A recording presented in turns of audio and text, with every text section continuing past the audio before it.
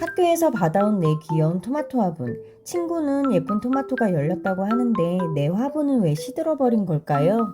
자연현상에 대한 궁금증을 해결해 나가는 과정을 탐구라고 합니다. 이번 시간에는 탐구하는 과정을 배우고 과학자처럼 궁금한 문제를 해결하는 방법을 알아볼게요. 탐구 과정은 단계를 거쳐 체계적으로 생각해 볼 수 있습니다. 문제인식, 가설 설정, 탐구 계획, 실험과 관찰, 결과 정리, 결론 도출. 이렇게 6단계로 나눠볼 수 있는데요. 한 단계씩 살펴보면서 과학자처럼 탐구하는 방법을 알아볼게요. 문제인식 단계에서는 주변에서 궁금한 것을 찾아보세요. 왜 그럴까? 라는 질문은 관찰과 호기심에서 출발합니다. 내 화분이 왜 시들었지? 라고 말이죠. 그 다음에는 식물이 시든 이유에 대해서 생각해보고 구체적인 질문을 만들어서 탐구할 문제를 정합니다.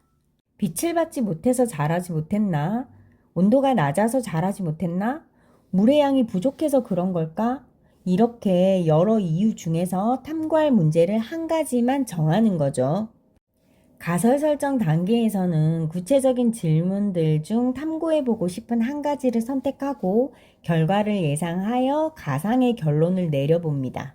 앞에서 식물이 자라는데 필요한 조건이라고 생각했던 빛, 온도, 물의 양 중에서 이번 탐구 문제는 빛의 양으로 정해 볼게요. 식물이 빛을 받지 못하면 자라지 못할 것이다. 이렇게 정해봤는데요. 탐구하려는 내용이 분명하면서 가설이 맞는지 확인할 수 있는 것으로 간결하게 표현해 보세요. 실험을 통해 가설을 확인하기 위해 무엇을 할지 정해볼까요?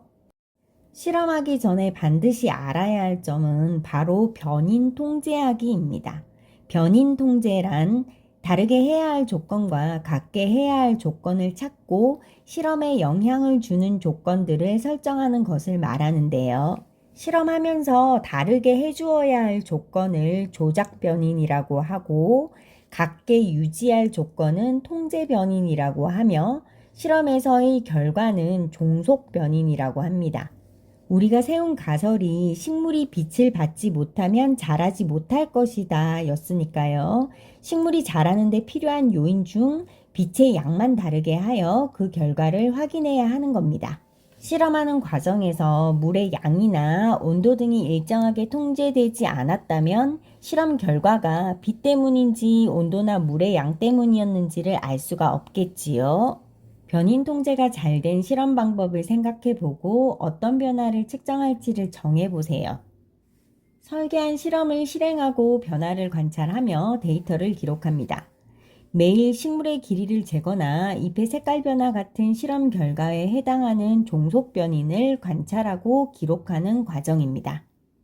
실험 결과를 표나 그래프로 정리하여 실험 결과로 얻은 자료의 특징을 한눈에 비교해 볼 수 있도록 해야 합니다. 실험 결과를 바탕으로 가설이 맞았는지를 확인합니다. 예상과 같이 결과가 나왔다면 가설 검증이 되었으니까 가설과 같이 결론을 내려주면 되고요. 예상과 다른 결과가 나왔다면 가설을 수정하고 과학자처럼 한 번 더 탐구해 보면서 생각하는 힘을 길러주세요.